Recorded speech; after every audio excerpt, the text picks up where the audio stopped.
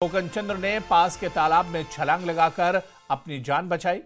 यह हमला एक बार फिर बताता है कि बांग्लादेश में अल्पसंख्यकों पर अत्याचार किस हद तक पहुंच चुका है। और इससे पहले भी इस तरह के मामले आ चुके हैं और आपको बता दें कि यह चौथा मामला है जो जिंदा जलाने का या फिर मारने का वाकया बांग्लादेश में सामने आया है।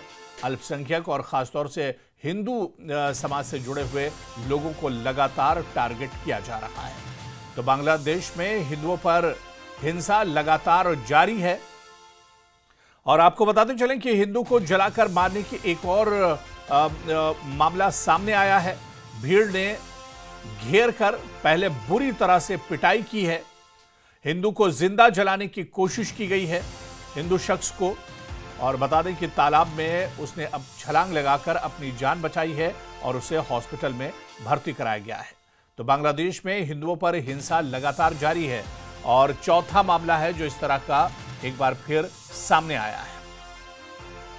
तो बांग्लादेश में जिस तरह से हालात खराब हैं और इस बीच जो शरपसंद है वो लगातार हिंदू लोगों को निशाना बना रहे हैं। हिंदू जो तबका है, जो वहां पर माइनॉरिटी है, उन्हें लगातार निशाना बनाया जा रहा है। एक बार फिर एक हिंदू शख्स को जिंदा जलाने की कोशिश की गई। हालांकि उसने तालाब में छलांग लगाकर अपनी जान बचाई है, लेकिन इससे पहले बुरी तरह से भीड़ में उसे पीटा गया।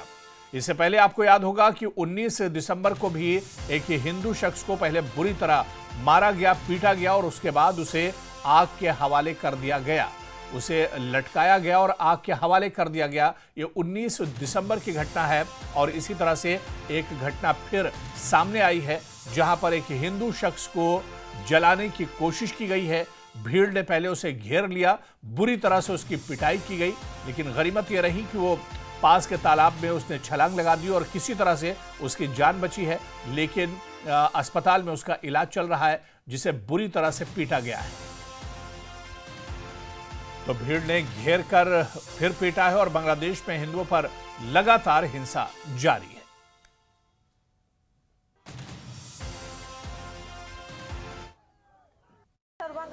দোকান বিকাশের দোকান দোকান বন্ধ করে বাড়িতে আইছে। বাড়িতে মনে করেন বাড়ির গাড়ায় পেট্রোল দিয়ে আগুন দিয়েছে, গায়ে সাইডে কূপ দিছে, পেটের ইটি বাইরে গেছে, মাথায় কূপ দিছে।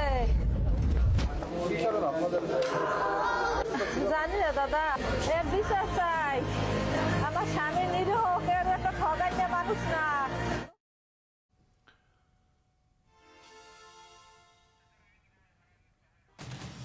तो किस तरह से आप देखिए कि बांग्लादेश में हिंदू समाज, हिंदू तबके से जुड़े हुए लोगों को निशाना बनाया जा रहा है, हिंदुओं को निशाना बनाया जा रहा है।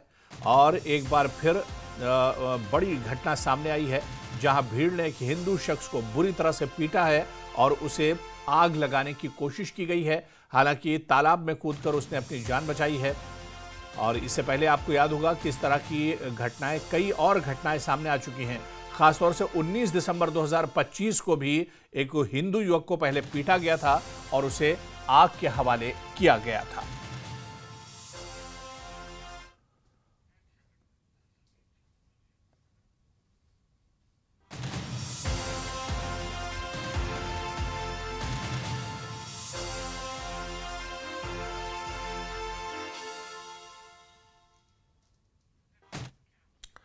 और इधर एक और बड़ी खबर आ रही है। आपको बता दें कि शाहरुख खान की IPL team Kolkata night Riders में बांग्लादेशी क्रिकेट खिलाड़ी को शामिल किए जाने को लेकर अब बवाल बढ़ता जा रहा है। बीजेपी नेता संगीत सोम ने एक बार फिर शाहरुख खान को गद्दार बताया है।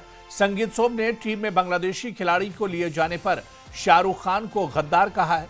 संगीत सोम ने कहा कि बांग्लादेश में हिंदुओं पर अत्याचार हो रहा है, भारत विरोधी नारे लगाए जा रहे हैं। संगीत सोम ने कहा कि मैं शाहरुख खान को गद्दार इसलिए कह रहा हूं क्योंकि उनके पास जो भी है वो भारत का दिया हुआ है, भारत की जनता का दिया हुआ है, लेकिन ये लोग बांग्लादेश के खिलाड़ियों पर पैसा लगा रहे हैं।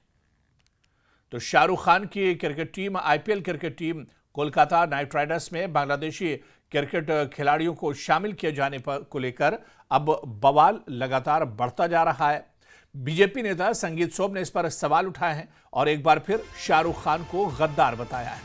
संगीत सोम ने टीम में बांग्लादेशी खिलाड़ी को लिए जाने पर शाहरुख खान को गद्दार कहा है। संगीत सोम ने कहा कि बांग्लादेश में हिंदुओं पर अत्याचार हो रहा है, भारत विरोधी नारे लगाए जा रहे हैं। और संगीत सोम ने कहा कि मैं शाहरुख खान को गद्दार इसलिए कह रहा हूं क्योंकि उनके पास जो भी है वो भारत का दिया हुआ है, भारत की जनता का दिया हुआ है, लेकिन ये लोग बांग्लादेश के खिलाड़ियों पर पैसा लगा रहे हैं।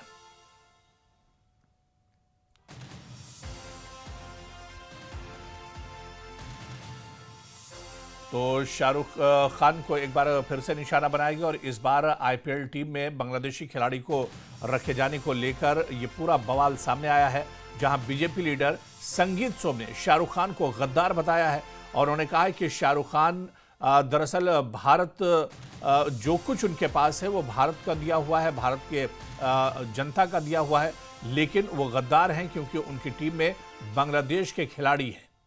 तो भारत की खाते हैं और बात बांग्लादेश की करते हैं। शाहरुख क्रिकेटर मुस्तफिजुर रहमान दरअसल आईपीएल की कोलकाता नाइट राइडर्स टीम में शामिल है, जो शाहरुख खान की टीम है। और इसी पर संगीत सोम ने बड़ा सवाल उठाया है कि जब बांग्लादेश में हिंदुओं पर हिंसा की जा रही, हिंदुओं को परेशान किया जा रहा, उन्हें जलाकर मारा जा रहा है, तो ऐसे में आईपीएल की टीम में, शाहरुख खान की टीम में बांग्लादेशी खिलाड़ी क्यों रखा गया है।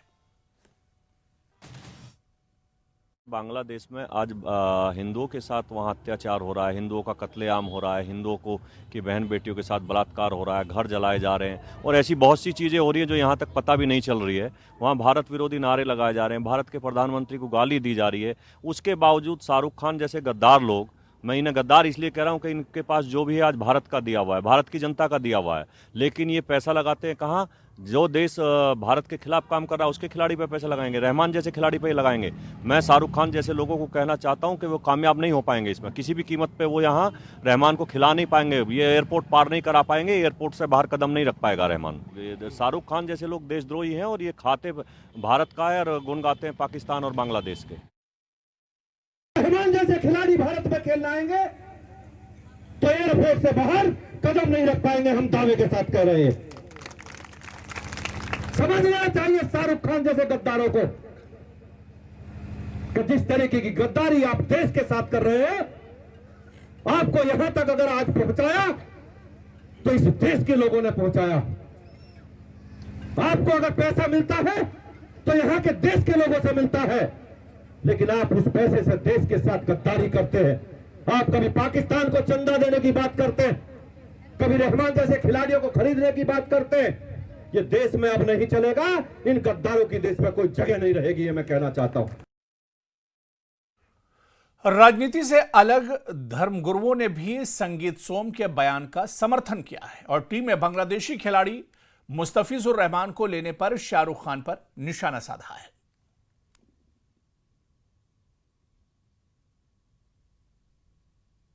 दुर्भाग्यपूर्ण है, वो तो करेंगे ही, कोई हीरो नहीं है। शाहरुख खान का चरित्र क्या है? चरित्र ही नहीं उसका, निरंतर उसके रुख देशद्रोही रहे हैं।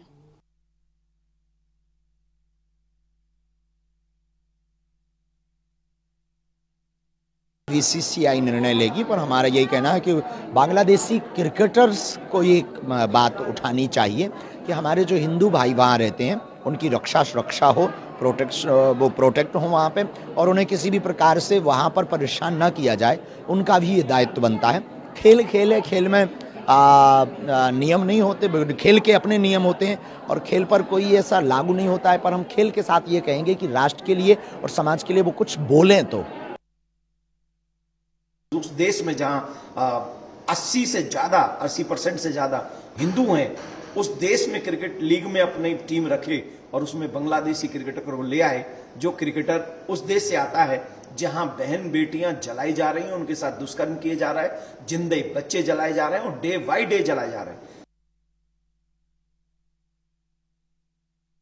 हैं। हिंदू धर्मगुरुओं से अलग मुस्लिम धर्मगुरु शाहरुख खान के समर्थन में नजर आए। दूसरी तरफ साजिद रशीदी ने यहां तक कह दिया कि मुसलमान अगर बर्दाश्त ना करें तो 1 मिनट में दंगा हो जाएगा। सुनिए। है कि बांग्लादेश के अल्पसंख्यक हिंदुओं के साथ जुल्म ज्यादती हो रही है, इसको फौरी तौर पर रोका जाए। मगर इसका मतलब यह नहीं है कि शाहरुख खान ने क्रिकेटर से मुआहिदा कर लिया तो उनको गद्दार कहा जाएगा और उनको आतंकवादी कहा जाएगा। नहीं, हरगिज नहीं, किसी सूरत पर भी